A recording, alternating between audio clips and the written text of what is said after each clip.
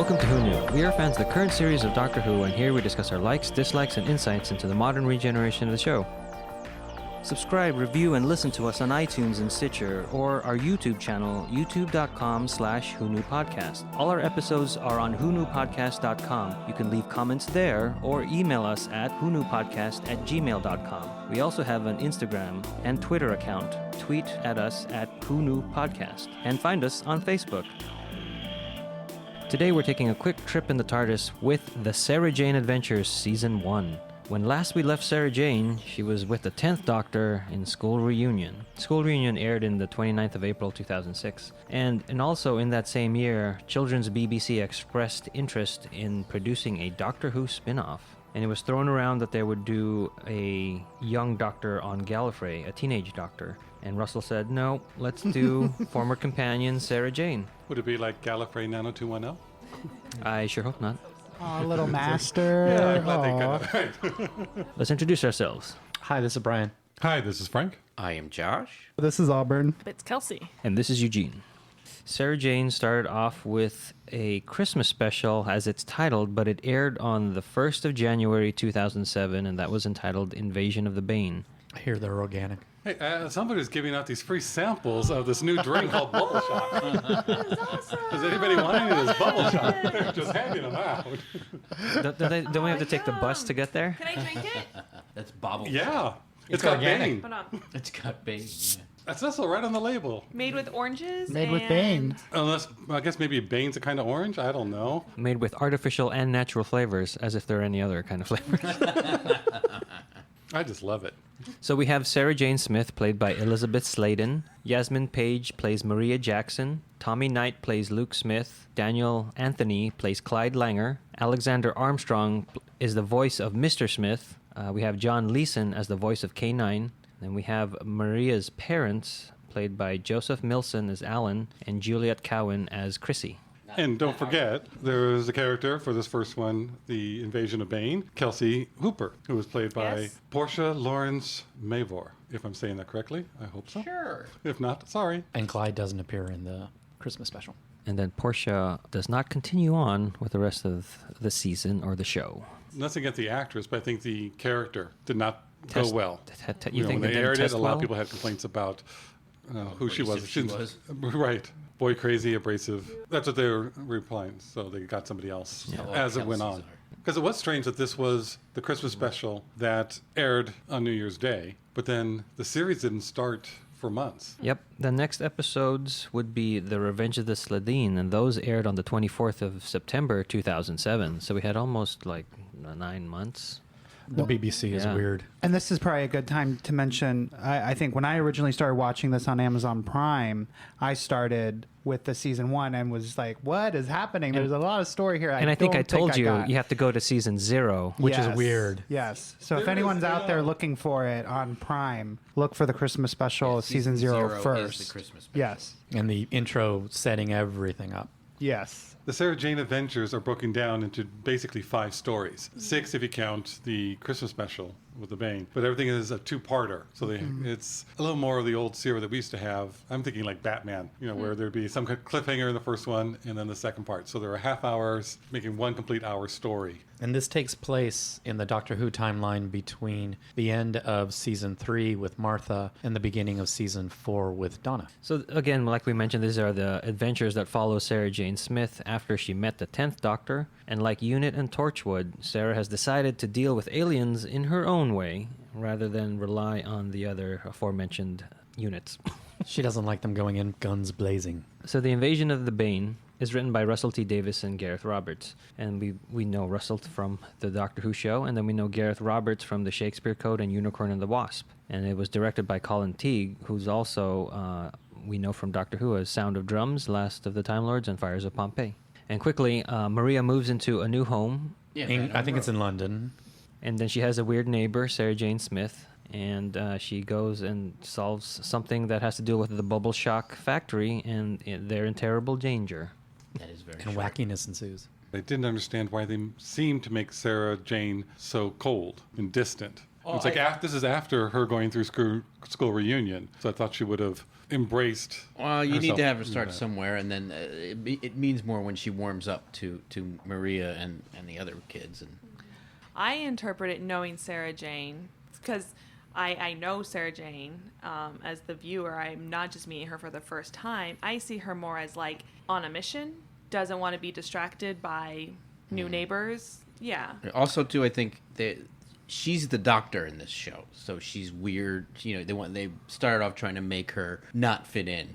And I also see it as Sarah Jane has learned that she needs to keep her distance from other people because what she does is dangerous. And they even throw that line in the beginning where they say the previous owners of Maria's house went running screaming, saying that they saw all these strange alien and weird things going on, and it drove them out. So that would make Sarah Jane standoffish and, I'm going to protect you. I'm going to protect everybody as much as I can from all of that. I like the beginning of her narration, where there's strangeness to be found wherever you turn. Life on Earth can be an adventure too. You just need to know where to look. So I like that. Her Right, so you going. It's not going to be going out anywhere.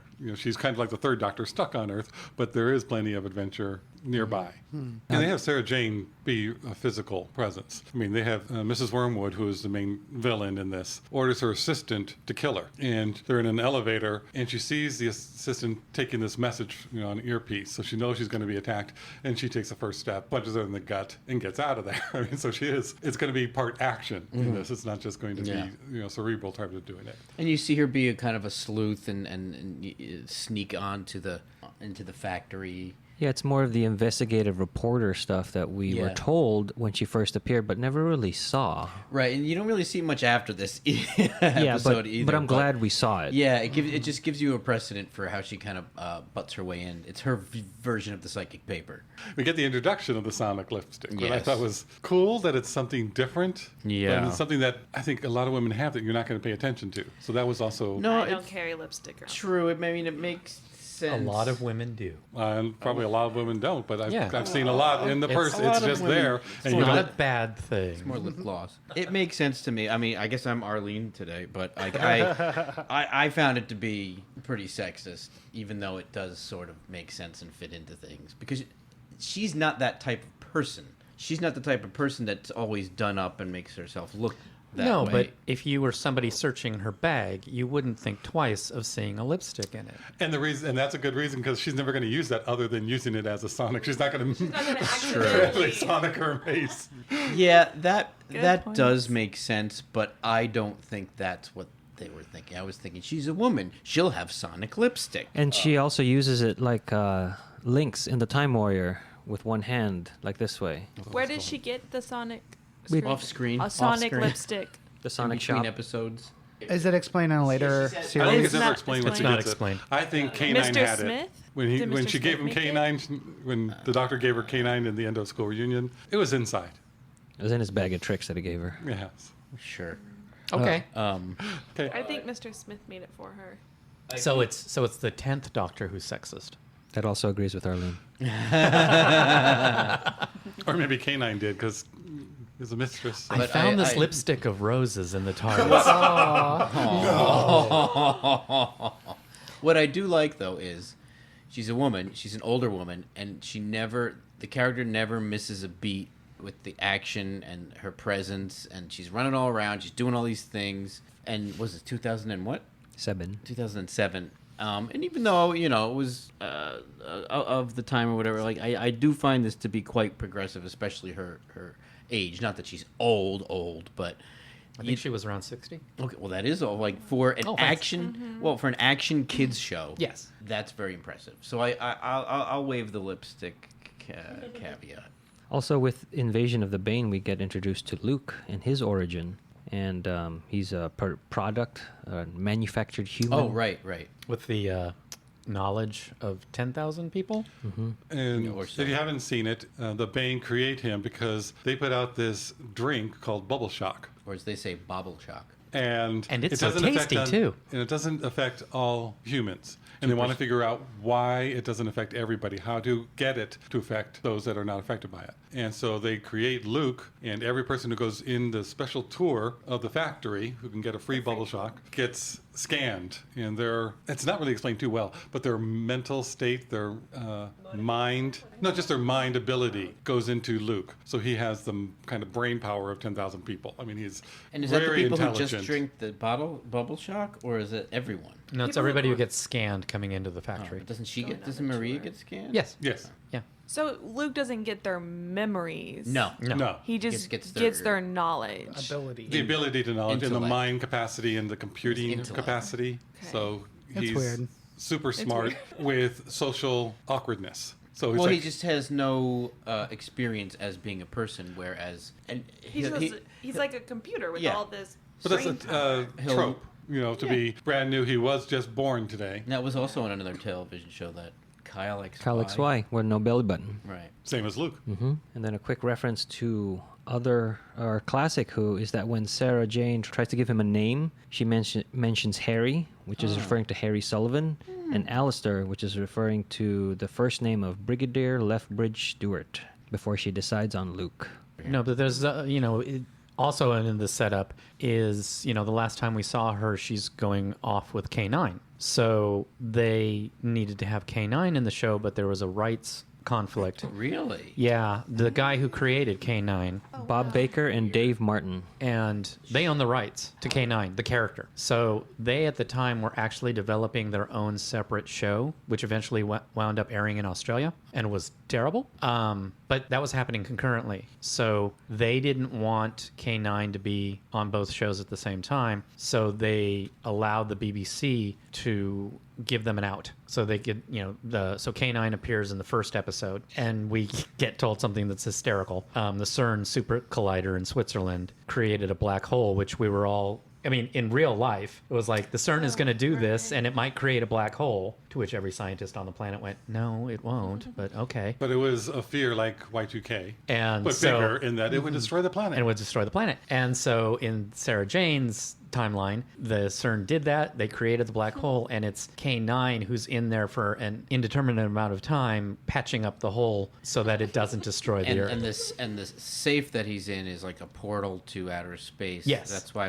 in the episode later that you saw, she originally opens it up and introduces Maria to K9, and he's, hello, mistress. Yeah. Yeah. He's a I was good dog. confused. I was like, Yeah. what? So that happened. So they introduced that he's there in this pilot. It was funny that he's orbiting the black hole. It's like, oh, he's Yeah. about to come around now. So she opens up the safe so Yeah. she can talk to him a little bit. Okay, see you next orbit.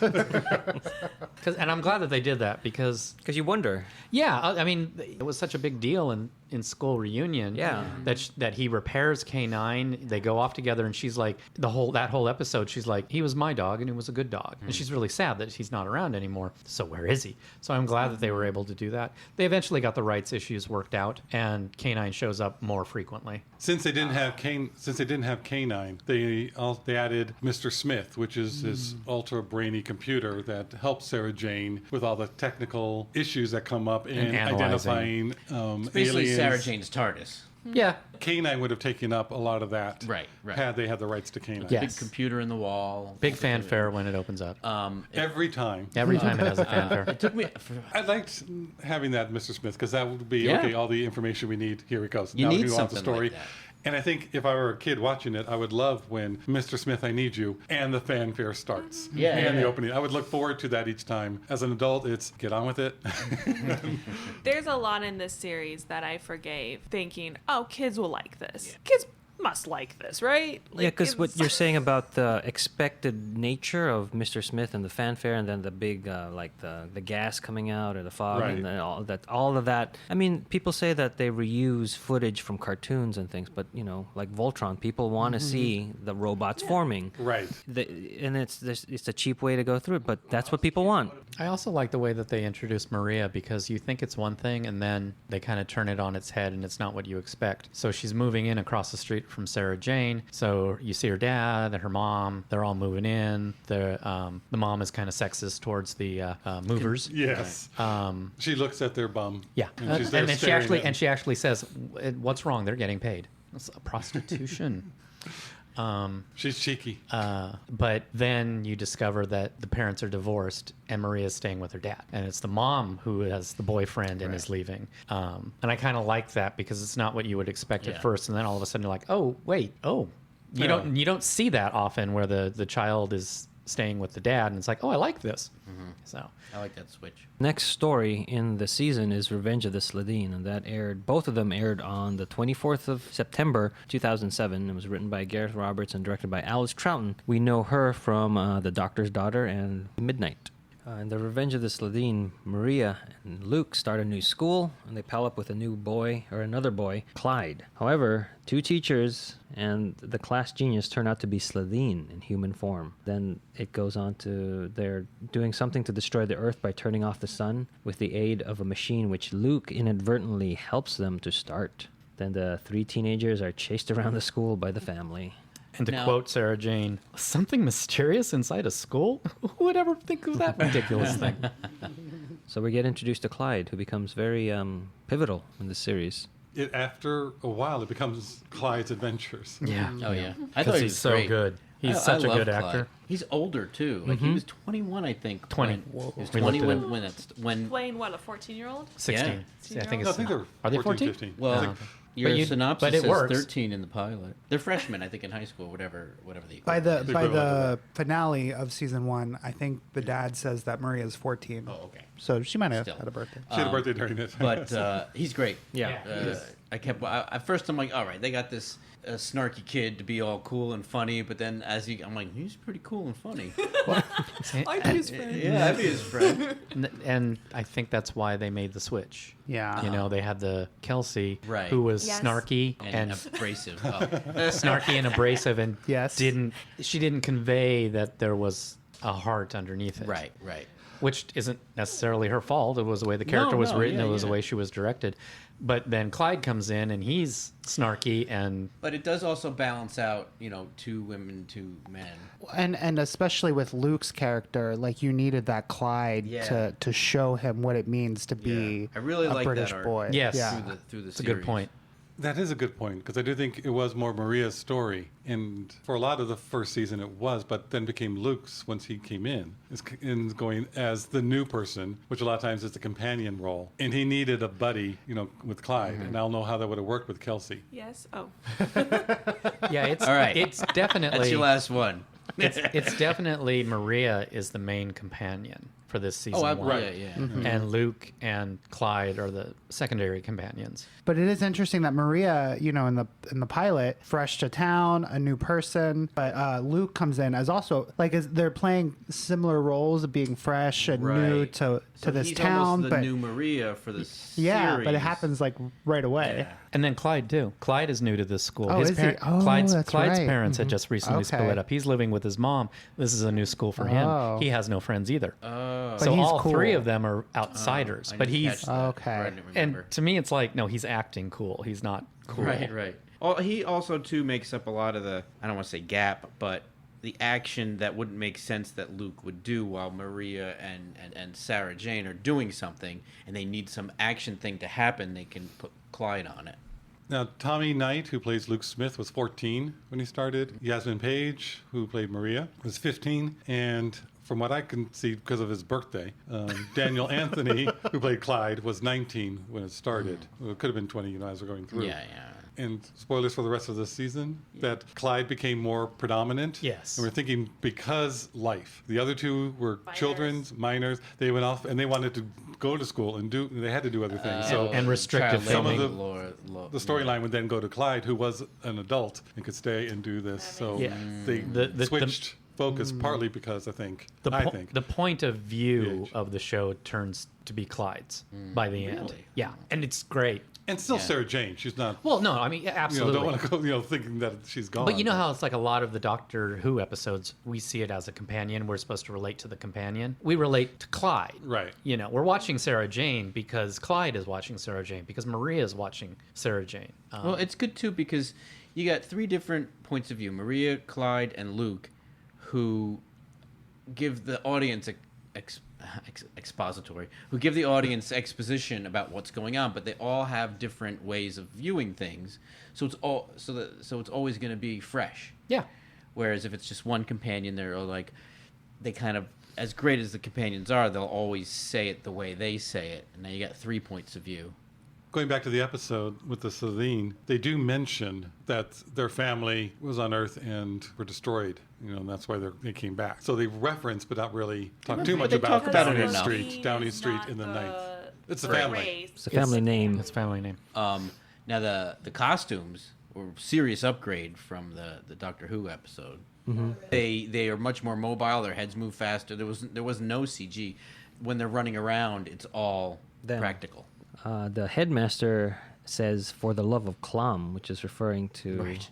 Raxacor-Colfalbatorius' twin planet, and was also first mentioned in Love and Monsters.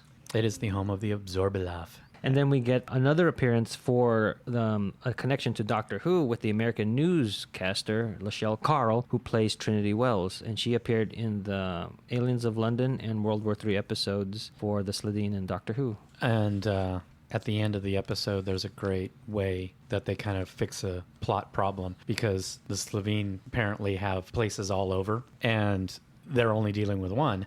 So at the end of the episode, you see she's on the phone talking to Unit saying, okay, my friends are going to clean all this up. So her friends are the Unit people that she used to work for. Sarah Jane is saying this. Sarah Jane is on the phone with Unit telling them, go clean all this stuff up. Oh, and by the way, give my love to the Brig. So she's saying, say hi to the Brigadier. And so The ending of the Slitheen is that a lot of them are going to die. And Sarah Jane goes, no, they shouldn't. We shouldn't just kill them. And Clyde, no, they were going to kill us. Now they can die. Just, black and white. That's it. It's all happening so quickly. So she wants to try and see if she can save them. And the father and son are trapped in between the doors. It's closing. And it's like, just save my son if you can. And the son transmats out. And you don't know what happened, where he went. And then the father gets destroyed and blows up. So it just all happens so quickly. And I read it as the other Slovene had teleported out. Wherever they landed, they reached back and grabbed the kid. Now, they Right. could have been trying to grab both and only got the kid. Right. That's how he got rescued. It had nothing to do with Sarah Jane. No. But In now fact, that she looked confused. And now she has a son who's around the same age. So they connected on that, where now that she has Yes. Luke. It was like, Because we didn't really say that at the end of the pilot, she adopts Luke, and Mr. Smith injects the records of the adoption into the system Oh, I to didn't give catch him that. to give him a backstory. Like the credentials, if you will. Credentials, yeah. So all the paperwork was done by Mr. Smith. The third story is The Eye of Gorgon. It aired on the 1st and the 8th of October 2007. It was written by Phil Ford and directed by Alice Troughton. A nun's ghost is reported at an old folks' home. Sarah Jane and the kids investigate. There is a resident, B. Nelson Stanley. She gives Luke a talisman which acts as a key to open a portal in space. And a group of nuns led by Sister Helena want that talisman at any cost. Yeah, I remember this being a fun one. Like, this is not classic Doctor Who, but this is like It feels a what lot like Doctor it. Who Yeah. does a lot. The nun who was the Gorgon with her face covered reminded me of what we just episode Fires we of just did Pompeii? No, Or- Silence in the Library. Silence in the Library. Evangelista. Yes, when she was in the Oh, yes, computer. yes. Yeah, I always love stuff. I always like the story of the Gorgons and Medusa. So I got a kick out of this. And I'm sorry, I zoned out for a second. Sophie already said this, but I like the fact that it's again Doctor Who saying a myth Right. is based on something that is true. Oh, and by the way, it's not magic; it's science. This is an alien race, and this is their abilities. It's not a mythological creature. I did like that they put a whole backstory to the Gorgons, and that there were 3 of them, is what they're saying in Well, the whole is it- mythical times, because is it- that's one of the storylines Okay. in mythology. Mythology, yeah. Is that there's a 3, but that one was destroyed back then, and then another was destroyed years ago, dealing with the person that is at the old folks' home. So that's nice, bringing that into the second one, and now this is the I didn't third, catch that. last one. So was Medusa the first one then by Perseus? That was the deal? I think that was That's the deal. yeah, I think that's what they're referring In to. some of the stories, Harry Hamlin. Perseus kills all 3. Yeah, it's Well, usually all I know is Harry Hamlin kills Yeah, the one Medusa. the stop motion. some of the best stop motion. What was the woman's name? Sister B. Helena? No. B. Nelson Stanley. Yeah, she was Okay. great. I love B. she's a great character, and I think she's acted well. Yes. And I love the how this contributes to the world building of Doctor Who, because B is an archaeologist. Her husband was an archaeologist. That they were archaeologists 50 years ago, and they encountered aliens, and they know that the Gorgons are aliens, and the talisman is the key to stopping them or them winning. And I love the fact that she knows that the Centaurians are the silliest race in the galaxy, which would And look like potatoes. and which would trigger Sarah Jane, because Sarah Right. Jane knows what a Centaurian is. It's great.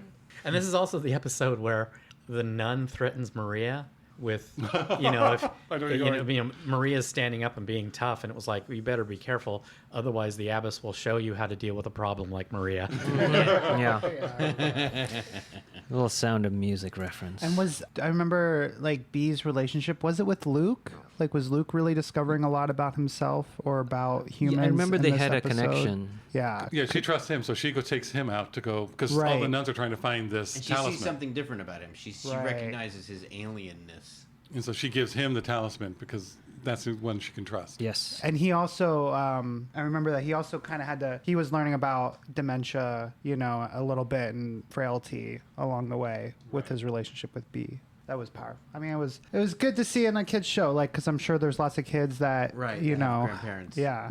Yeah. No, that's a very good point. And at one point, Alan, Maria's father, gets turned to stone. You know, and that was a shock. It's like, well, how do you bring someone back from that? Another reference to the Love and Monsters. Love and Monsters with ELO. Turn to stone.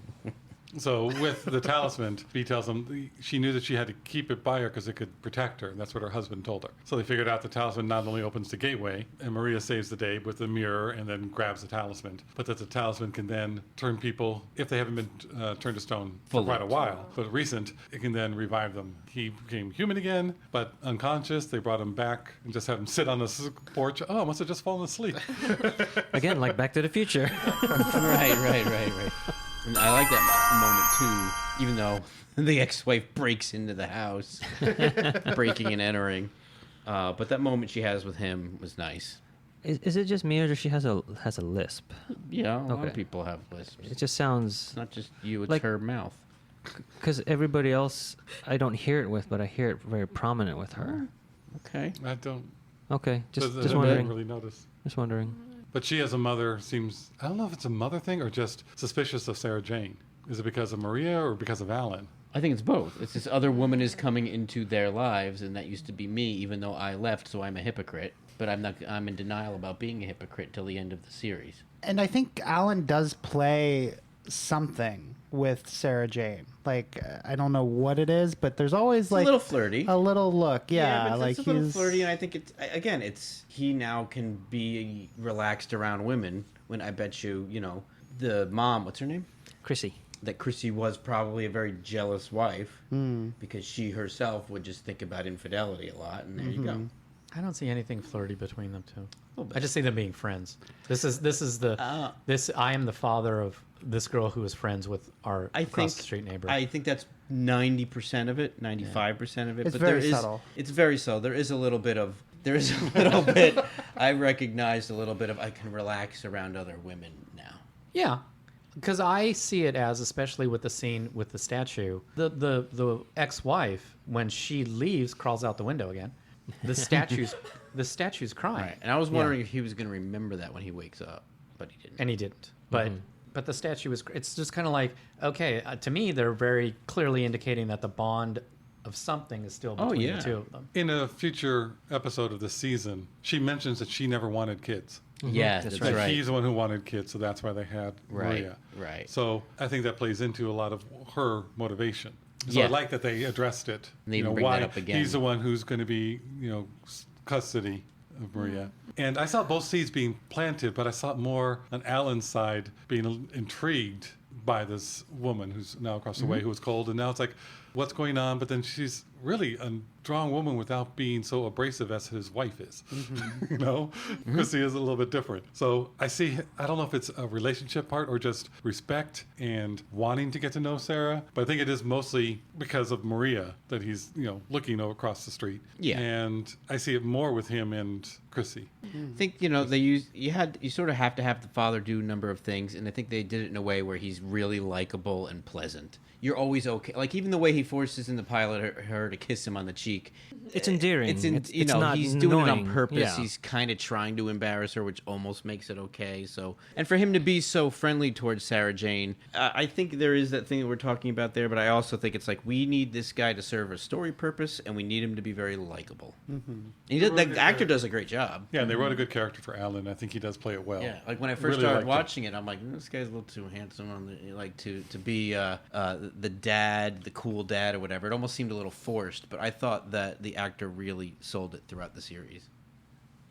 The next story is Warriors of Kudlak. It aired on the 15th and the 22nd of October 2007. It was written by Phil Gladwin and directed by Charles Martin. Teenagers are disappearing, and all of them have visited Combat 3000, a new laser game center. When Luke and Clyde go along to the center, they're doing pretty good at the game when they too disappear. Sarah Jane and Maria investigate, but are confronted by Kudlak, the center's manager. Great makeup on this alien, I Yeah. thought. Yes. I thought so, Yes. yeah. We were Really well discussing done. that too. Yeah. In Yeah, fact, I well was done. watching it a lot. I'm like, I was examining it to see what it was doing because the eyes were moving, the mouth was moving well. Like, what was, so it was really this. I think the whole series. Now we're discussing the makeup.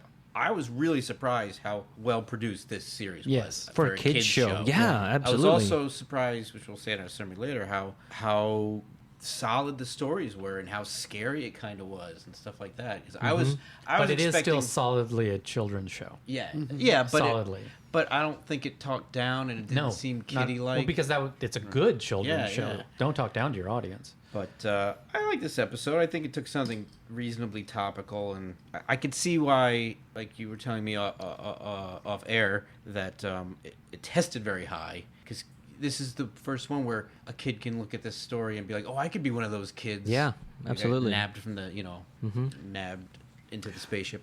I like this better because the effects are much better than when they did this in Last Starfighter. Well, Now, when they did it in Ender's Oh, Game, yeah. it was a little iffy. As an adult, I think this is one of the weaker episodes or stories of the first season. But preteens really like it because this is geared towards them, and they would love to have that laser game and all this. So they relate to it a lot better. Well, it's like one of those things where, like, when you go to laser tag, you're not just playing laser tag. You have created this whole other world. You and your friends are in a war. You're against the other group. And, like, so, yeah, I can totally see how a kid would love this episode because, it's like, that's what we play. And then it's coming, it's showing, yeah. Yeah, and I think like what you were saying earlier, Auburn. Now that I'm thinking about it, I don't know. I guess I was watching these from my perspective and enjoying it, thinking like, yeah, this is a kid show. But that each episode probably has some kind of core thing that kids dig. And even the bit at the end where Clyde, can you tell me about girls, like first kiss, and then Maria's off sleuthing with Sarah Jane with the big horny Oh no. with the big Horned. with the big horned experiment machine, and then that was, I don't know what I thought about that, like story wise or whatever, but it had all these elements that kids are really into at that age. So I'd take a moment for myself even to just look at each of these episodes and kind of see, okay, this is what kids like in this one, this is what kids like in that one. Speaking of horned creatures, one of the aliens briefly depicted by Mr. Smith is the Beast from the Doctor Who episodes, Oh. The Impossible Planet, and the Satan Pit. Oh, maybe that's why they made that horned machine. I still think it's Abaddon from Torchwood, but okay. I did like that they had the scene where Sarah Jane and Maria took the machine that Sarah Jane built out and just to actually film that. Yeah. I thought Yeah. the Yeah, cinematography looked really location-wise, good. you really feel the world in this. Because they find, show. and through that, then the whole rainbow kind of thing happens in the sky and all comes down. And then it's it like, rained oh, coffee it's, beans. right, which shows that Luke, that's how they find Luke Yeah. and Clyde, because they've been transmatted away. This is showing that the transmat has been used. I will say one thing about this episode. I was kind of like, well, how are they going to figure that out? How is she going to get up there? How are they going to know what the story... So it was good in that way, like, how are they going to figure this out? And then, the story led us there. So it was a good mystery. And I think it's nice having all of these stories being two-parters because it allows you to tell the story a little bit. Yeah. Like they're actually 40-minute, Yeah. adult episodes, but they're just broken up Right. like that. And then, so the second half could always be the action. yeah. And at first I hated that human fellow who was working at the laser tag place at all, but Right. Do you know where we've seen him before? That is Joplin Sibtan, and he plays Tarek from Waters of Mars. He's one of the guys with the zombie right. water I mouth. did- Yeah. He was one of the first guys to get Yeah. Yep. watered. And then there's a character, Lance. He has posters of the DVDs featured in the episode Blink in his room, and this is seen when Sarah Jane meets Lance's mother and goes up and to investigate. That's funny. Lance is one of the kids who have been taken, and that's what starts the whole He's the investigation. one. Yeah. And a running gag in this is Luke is trying to understand humor. Right. Yeah. So he's trying to be funny, and he's finding out that making fun of Lance hurt Lance. He's like, but I was just trying to be funny. People laughed. Why is that bad? And it's just the idea of bullying and all that was put in And, here. It's kind of not really over the top, but No. just, It's done much better than Yeah. Data in Star Trek. I was going to say, Dave and Star Sarah Trek. Jane, kind of really berating. And he thinks it's all his fault. And, Right. when he ran out the door thinking it's all his fault, like, my first thought was, he's smart enough to know that's... But I think, Auburn, is what we're saying. It's like, this is teaching kids a lesson, how you can hurt kids' feelings. And Luke wouldn't know that. Right. Yeah. But I think that's why that's totally what his purpose is on the show, is for little kids who watch this show, learning how to deal with their raw emotions and stuff. Well, this show's pretty good. Yeah. And Sarah Jane really dig berating it. Clyde for laughing at this and making the jokes and bullying people. Right. And- Clyde gets it, and then that's when Luke runs out, Right. and Clyde goes, "No, let me talk to him." And what I 'cause like about Clyde in he this, understands it. with what we're talking about, is he totally gets it, but he still gets why it's funny. Yes. Which Right. kids would do. He is still 14. This really is a really good allegory for children. The next story is Whatever Happened to Sarah Jane. This There was aired, great rejoicing. This aired on the 29th of October and the 5th of November in 2007. It was written by Gareth Roberts and directed by Graham Harper. And we've seen episodes by Graham Harper, the Cybermen episodes in Season 2, Army of Ghosts and Doomsday, 42, Utopia, Last of the Time Lords, Planet of the Ood, and The Unicorn and the Wasp so far. I said that the previous episode, Warriors of Kudlak, was one of the weakest one of the season, but I think this one, personally, was the best of Yeah. the season. Yeah, this is the jewel of Season 1 for me. Visiting Sarah Jane, Maria is shocked to find her place taken over by Andrea Yates, a woman of roughly the same age group who has apparently lived in the house for many years. A newspaper over 40 years earlier reveals that Sarah Jane, then 13, fell to her death from a pier where she and Andrea were playing. What spurned Sarah Jane to give Maria the box in the very beginning? Because she Give couldn't, this to her. she couldn't Yeah, figure at it the out, beginning right? of the episode, they're all in the park, and that's when Alan, Maria's dad, says, "No, I'm a young guy," and he knows skateboarding because Clyde Oh. says, "You're over the hill. You're over 30. You know nothing." And he's like, "No, I can teach you a thing or two," and takes over skateboarding. Which I thought was And- very cool. But during that time, they're taking pictures and having fun, and Sarah Jane gets a cold shiver. Yes. Something's going on. Oh, Something's it's wrong. just a cold shiver. And Okay. also you And see the someone walked over her walked over grave. her Is what grave. she said. And also, you see the photos. There's that thing where, like, there's a spirit. So there's always this shimmer or this lens flare. You I see didn't it, get that all with the those lens flare. pictures. Yeah. I saw that. I thought it was just Oh, I didn't get that Instagram either. Yeah. kind of Yeah, they thing. they did mention it, but I couldn't see it. I It's didn't- cinematic. I'm trying to think the camera, the Polaroid type of thing. But am I wrong that she says that she couldn't figure out this box, so she's Right. giving it to somebody else to figure out, right? Well, No, not, I You're think wrong. that was just. I think that But was, you know what I mean? Like, she couldn't she did open say it. that. I know what you mean. You're wrong. Okay. She Okay. said she, yeah. No, Okay. you're right, Eugene, that she said she couldn't open it. But that's not why she's giving it to Maria. Yeah. She's giving it to Maria because the person who gave it to her said, give this to someone you trust. She said, "Here, how do you solve this and, problem?" And Sarah Maria?" Jane's like, I could never get it to open. Yeah. And remember. And remember, yeah. I think when something happens, when she's talking to Maria alone, it's like, because of what happened and what's going on, this is the time for that box. Yeah. And I think there could have been more to that conversation with the alien. Okay, to say her. so that's what I thought, but I was thinking the other thing, but I'm glad I brought that up. So was that the alien in the pilot? No. No. Okay. I love this alien, the makeup. But Sarah Jane doesn't touch it, so I think there's a lot more to it than just give it to somebody. With the feeling of there's something wrong, something's going on. She had that cold feeling. This is the time. I love in the episode how it moves from, you're watching this and your expectation is, okay, this is Maria's the only one to remember Sarah Jane. So we're going to watch this episode and Maria's going to figure out a way to get everybody's memories back. But that's not the way it goes. Halfway into it, suddenly Maria's gone and it's now her dad is now the only one who has the information to save the whole universe. I really like that. And I was saying that I really like the makeup on this alien. With the jagged teeth. The trickster? And the no eyes. And just the black cloak. I mean, what says villain other than that? Another harkening back to Miss Evangelista in the Yes. library computer. And this is the first appearance of the trickster. He'll be on seasons. And to come. Supernatural. And Flash. And the second Flash. That's a series. different trickster. Oh, I'm sorry. In Limbo, they have Sarah Jane talking to the trickster, and Sarah Jane's like, stop it, and one of the last things he says to her in Limbo is, I have a lot of your memories now, and this doctor person is very interesting.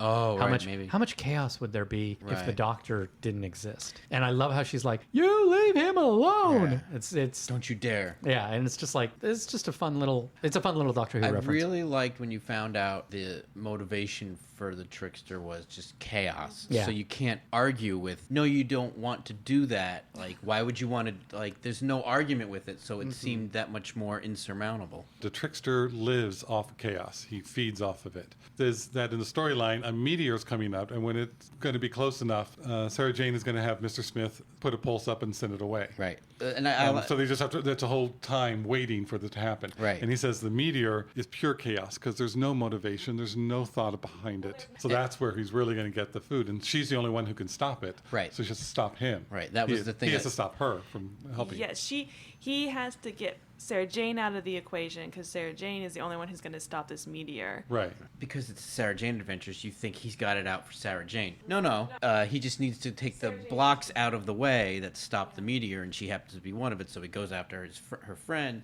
Very layered, very, very clever. I like it a lot. And this device helps Maria to remember Sarah Jane when no one else can. She looks it up in the library to find out that there was a Sarah Jane, and the person who's now living in her house, Andrea Yates, says she doesn't know that name, and her dad doesn't believe her. But then she finds out that there was a connection, that at the age of 13, Sarah Jane and Andrea were on a pier, and in this timeline, Sarah Jane falls and dies, and Andrea went into therapy because of shock. And that's when Dad goes, well, why would she remember? That's when he starts questioning right? all Yeah. this.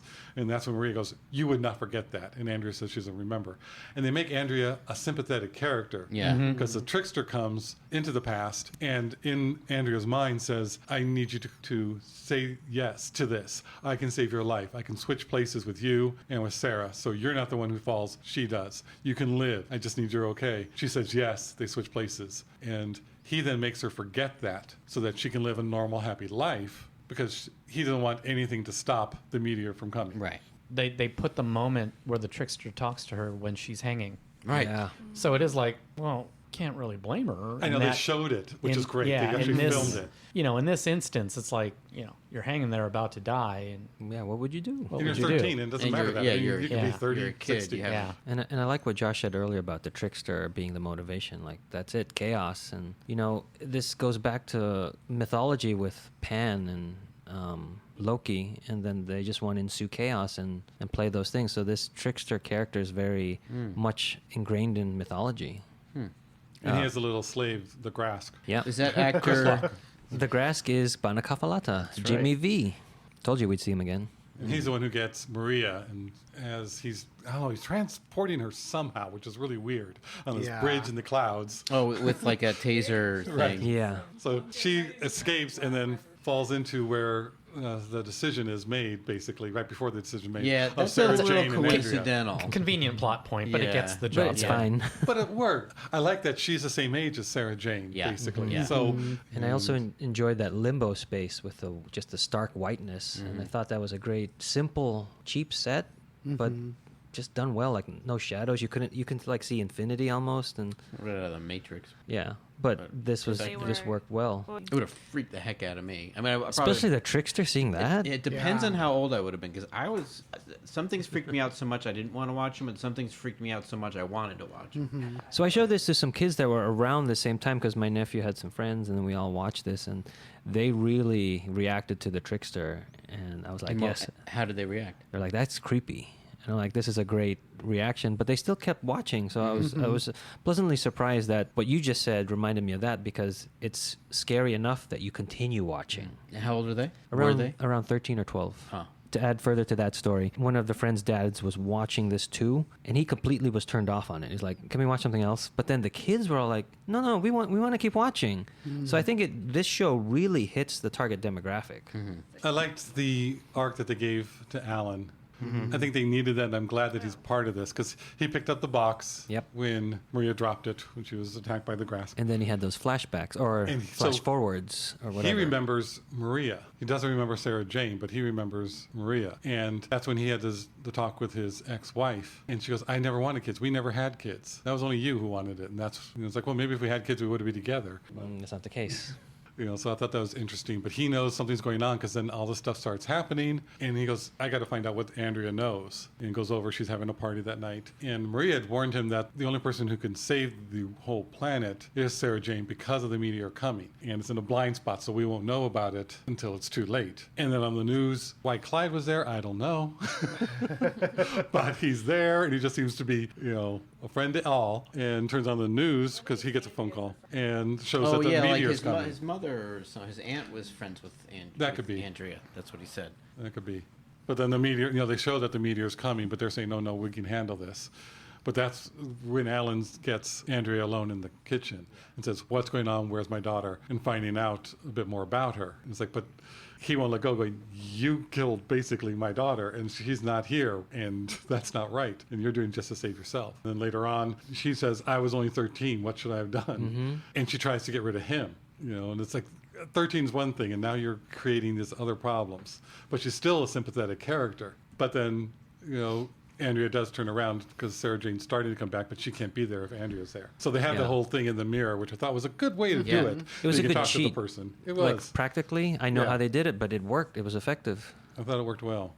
But I agree with Frank. This is an awesome role or awesome way For for Alan. to Yeah. join the team.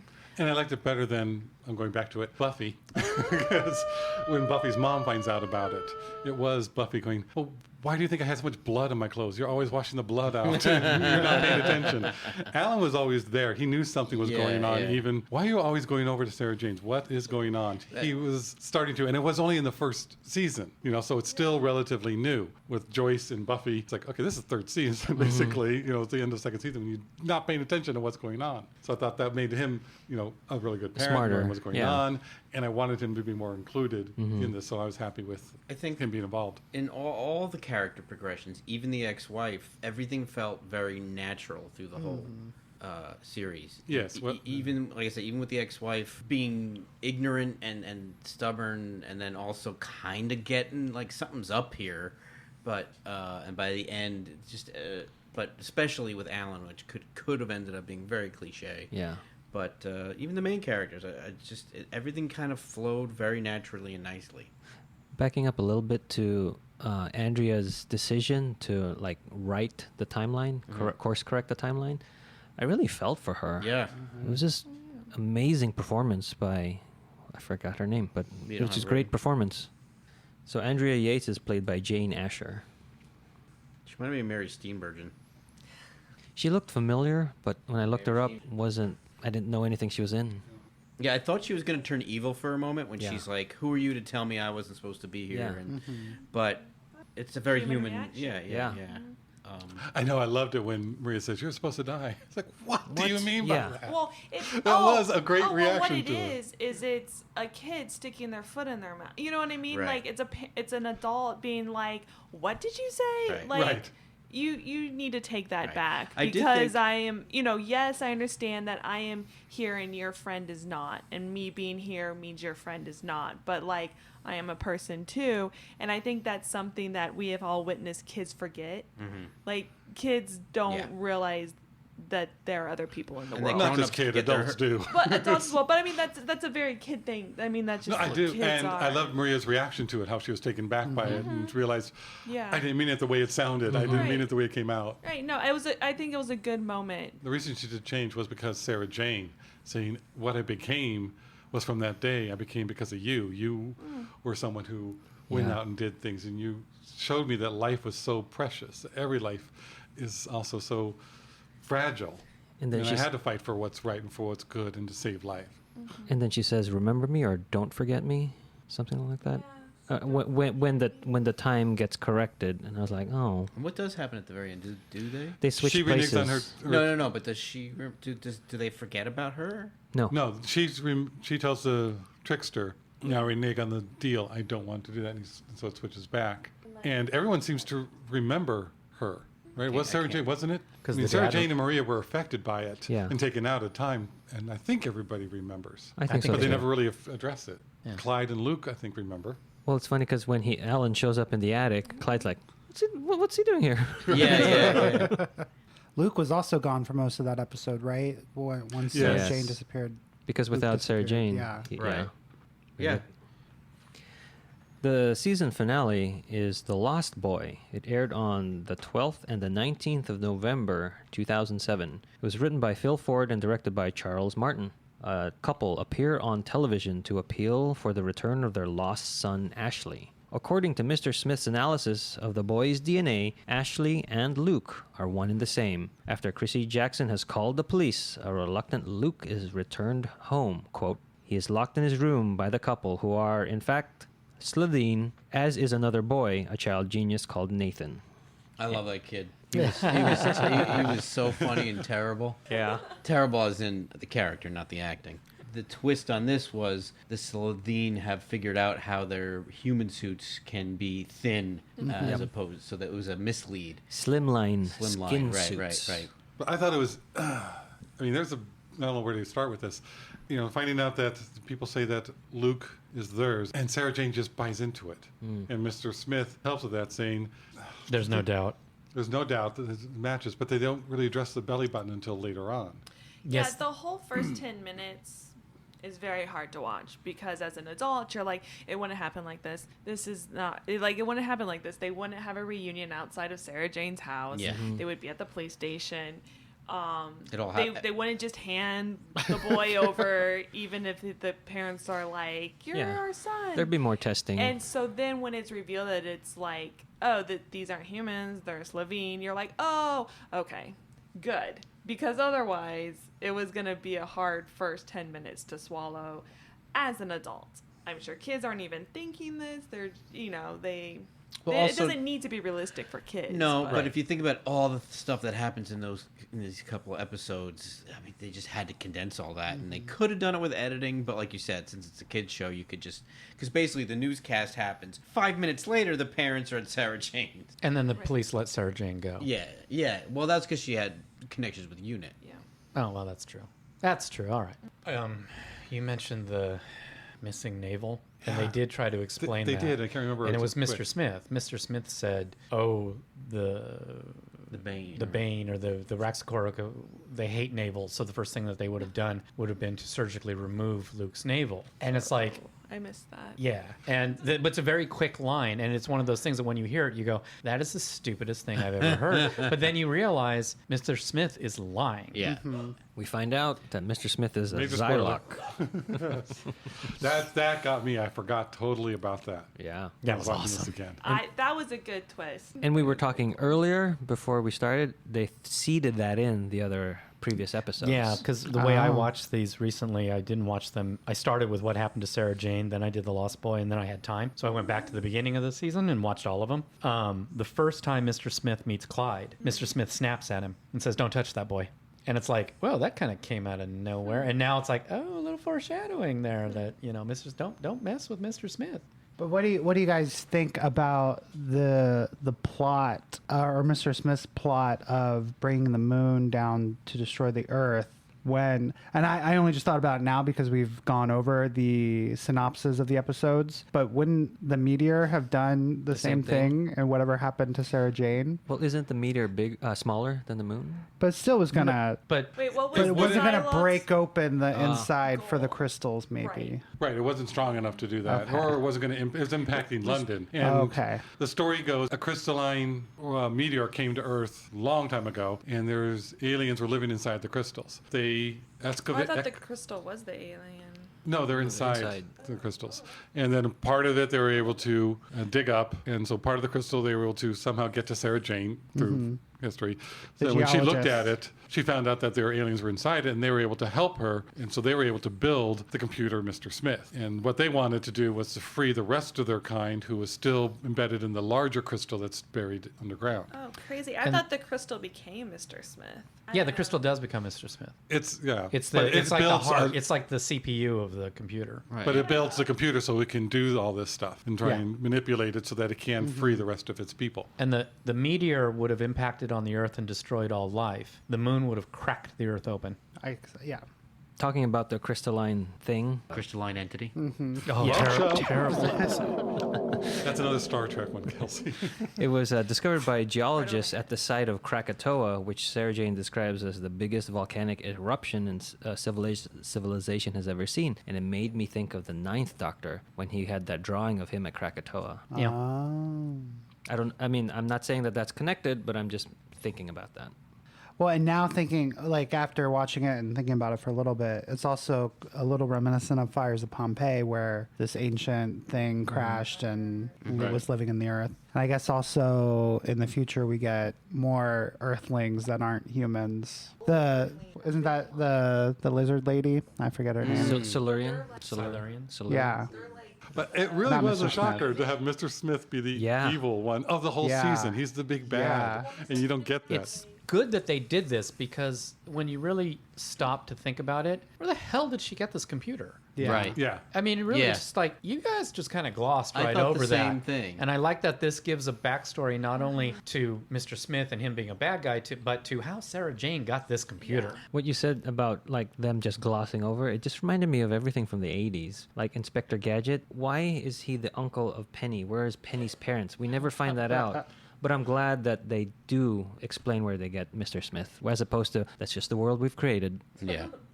Oh, sorry, real quick. Are we? Yeah, go for it. I was going to say that Sarah Jane's membership in UNIT, they show the ID card, and it's an old photo of Sarah Jane from the classic series. Oh, is so it I like really? that they Who's threw just that in in. prison or questioning in jail, not in prison. So I like that they did that.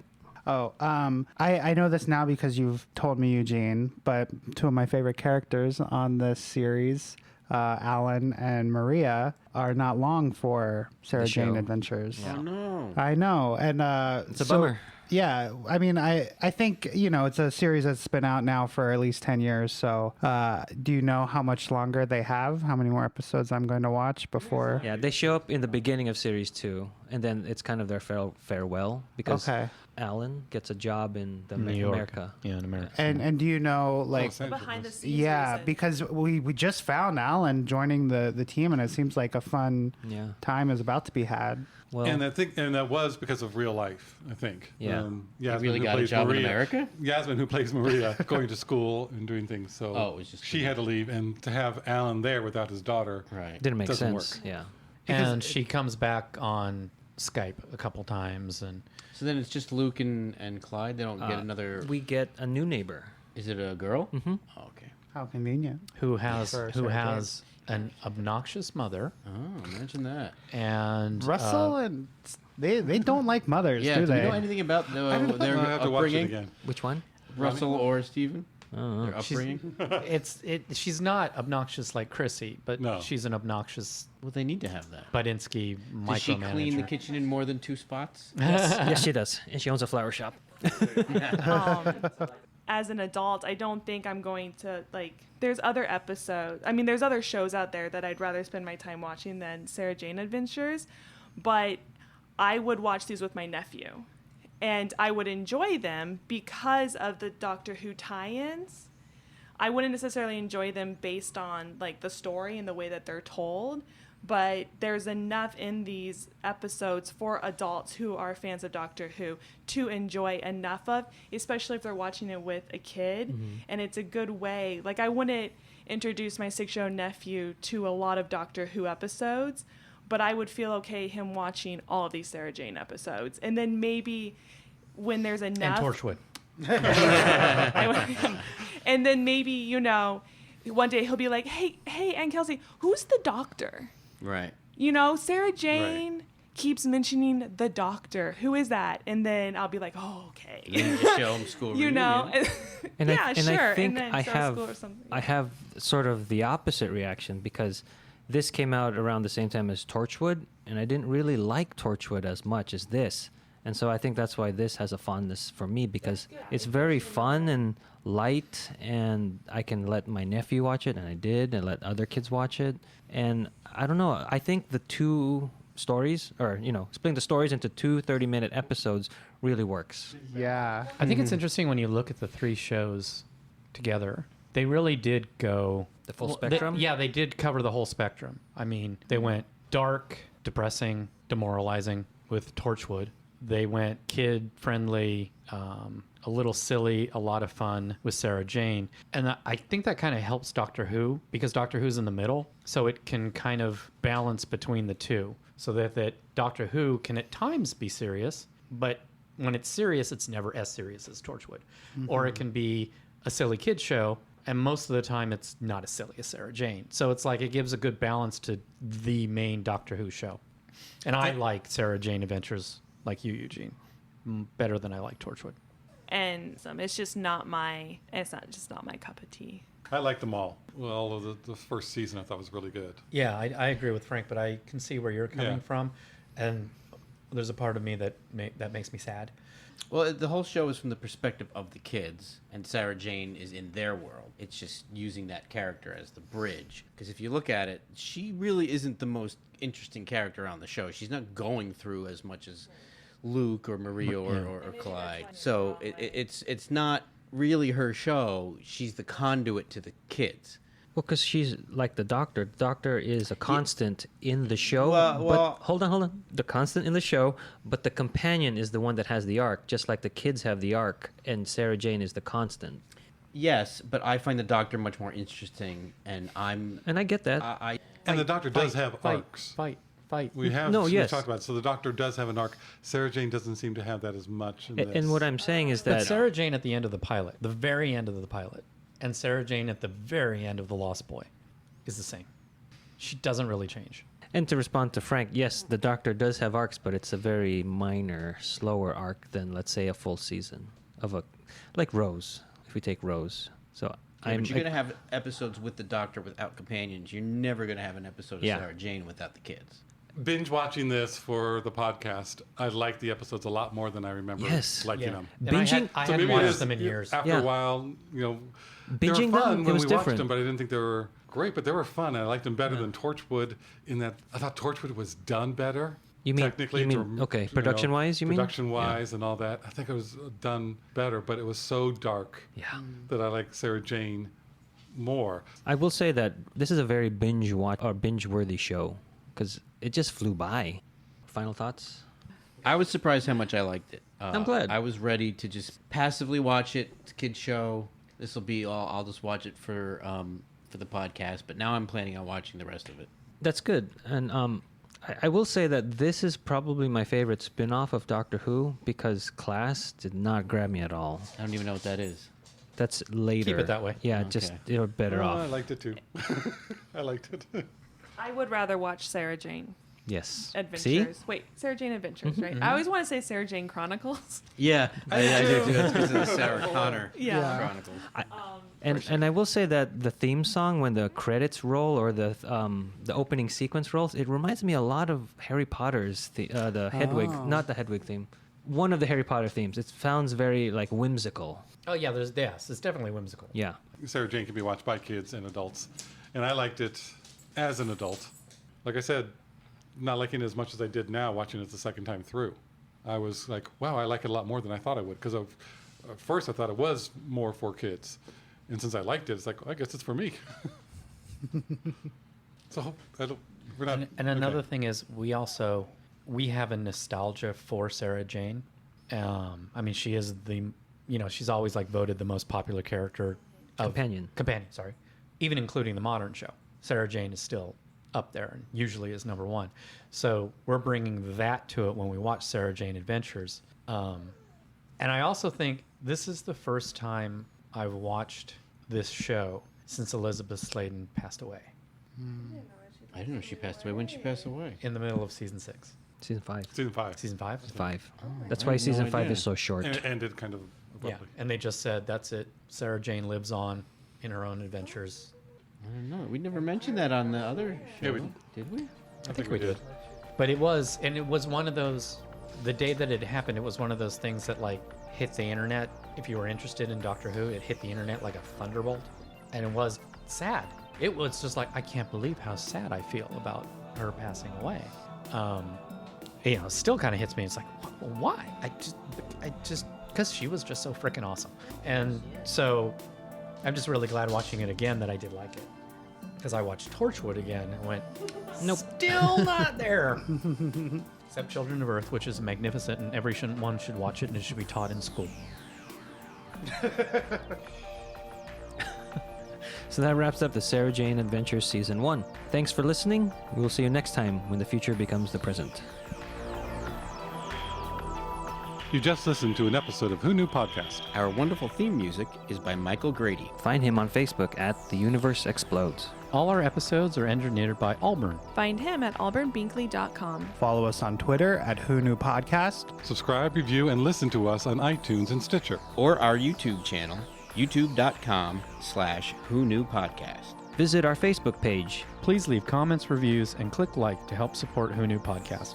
Also, listen to us on your Amazon Echo by enabling a podcast skill. All of our episodes are on whoknewpodcast.com. This podcast is inspired by Doctor Who. The longest running sci-fi show in history. And especially the revival spearheaded by Russell T. Davis. Thanks to Russell. Cindy Newman, Verity Lambert, Ron Grainer. And all of those involved in the adventures of our favorite Time Lord. Your work continues to inspire and entertain. What's wrong with being sexy? What's that guy's problem? He's old. Hey. Relatively. Old in spirit. Yeah. We've talked too long.